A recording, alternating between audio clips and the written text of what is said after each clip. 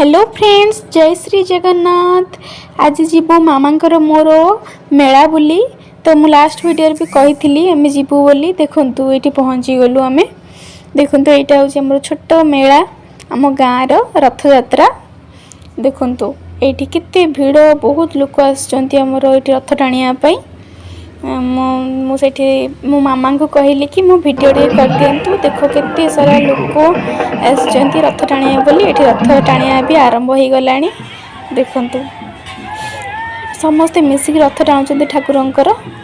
तापर मु रथ टाणी मामांकर मोर दीथर रथ टाणीचु। तापर पलि आसलु पुणी वीडियो कलु आसिकी।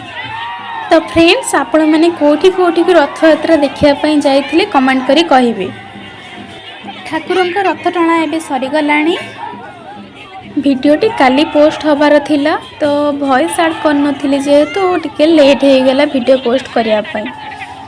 देखंतु आमर ये रथ रे ठाकुर केते भलो देखा होउचंती।